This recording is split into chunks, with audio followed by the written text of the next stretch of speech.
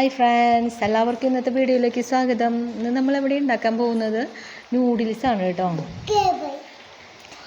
Noodles ഉണ്ടാക്കാനായിട്ട് ഞാനിവിടെ ഒരു ഗ്ലാസ് ഗോതമ്പ് പൊടിയാണ് എടുത്തേക്കണത്.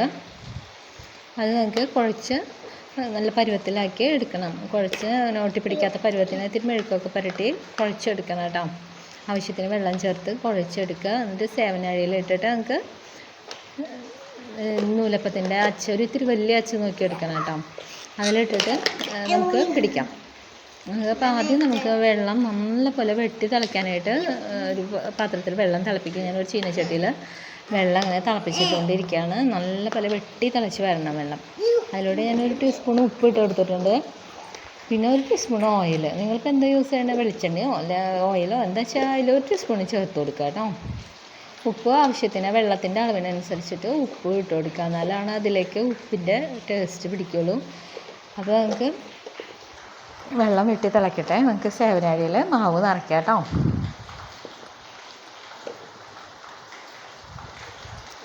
നൂഡിൽസൊക്കെ ഉണ്ടാക്കാനായിട്ട് പിള്ളേർക്ക് പെട്ടെന്നൊക്കെ പറയുന്നത് നമുക്ക് ഉണ്ടാക്കി കൊടുക്കാനായിട്ട് നല്ലതാണ്.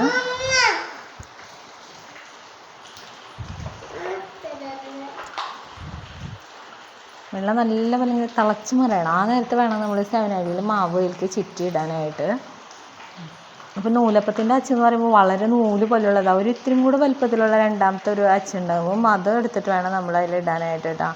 എന്നാലാണ് ഇതിന് ഇത്തിരി വലിപ്പം കിട്ടുള്ളൂ. അല്ലെങ്കിൽ ഭയങ്കര ചെറുതായി പോകും.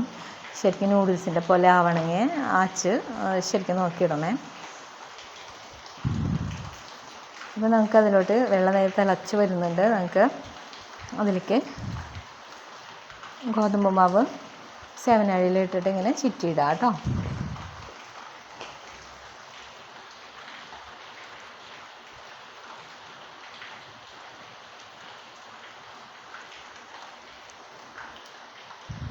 പിന്നെ വെള്ളത്തിലോട്ട് നമുക്ക് സേവനാഴിയിൽ ഇങ്ങനെ കേട്ടോ നല്ല പോലെ അങ്ങനെ ചുറ്റിയിടുക. അത് നല്ലപോലെ വെട്ടി തിളയ്ക്കുമ്പോൾ തന്നെ ഇപ്പം ഒന്നും ഇളക്കാനൊന്നും പാടില്ല കേട്ടോ. അത് നന്നായിട്ട് അതിൽ കിടന്നതാവുമ്പോൾ നമ്മളാക്കാൻ പാടുള്ളൂ. ഇപ്പം ഒന്ന് തൊട്ട് കഴിഞ്ഞാൽ അത് പൊട്ടിപ്പോവും, നുറുങ്ങായി പോകും. അതുകൊണ്ട് ഇളക്കൊന്നും ചെയ്യരുത്. അതിൽ കിടന്ന് നല്ലപോലെ വേവണം.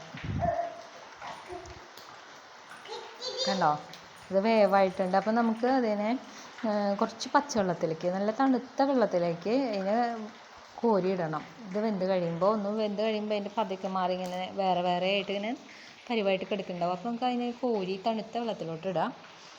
അതിന് ശേഷം നമുക്ക് മസാലയൊക്കെ ചേർത്തിട്ട്, ചിക്കൻ മസാലയുടെയോ എന്തെങ്കിലും മസാലയൊക്കെ ചേർത്തിട്ട് പെരുംജീരകമൊക്കെ കൂട്ടി പൊടിച്ചതൊക്കെ ചേർത്ത് കണ്ടോ ആ മസാലപ്പൊടി ഇതിലേക്ക് ഇട്ട് കുറച്ച് ക്യാരറ്റോ ബീൻസൊക്കെ ഞാൻ ഇവിടെ ക്യാരറ്റേ ചേർത്തിട്ടുള്ളൂ. കുറച്ച് ബീൻസും കൂടി അരിഞ്ഞിട്ട് പുഴുങ്ങി വെച്ച ബീൻസൊക്കെ ചേർത്ത് അടിപൊളി നൂഡിൽസ് നമുക്ക് തയ്യാറാക്കാം കേട്ടോ. വീട്ടിൽ തന്നെ എല്ലാവരും ഇതുപോലെയൊക്കെ ഒന്ന് ട്രൈ ചെയ്ത് നോക്കണേ.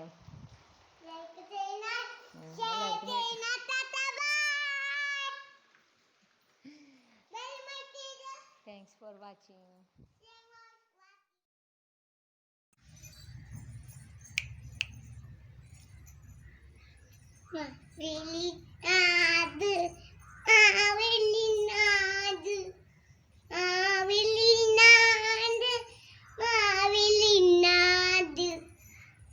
കേരള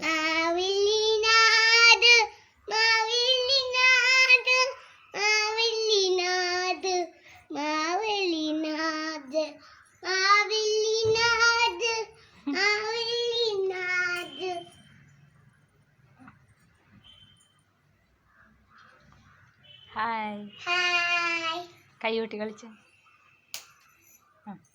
തിരുവാതിര കളിക്കാനാണ് അങ്ങോട്ട് ഇങ്ങനെ കാട്ടിയിട്ട് ഇങ്ങനെ കൈകൊട്ടിയ. ഓണം വന്നേ പാടിയ.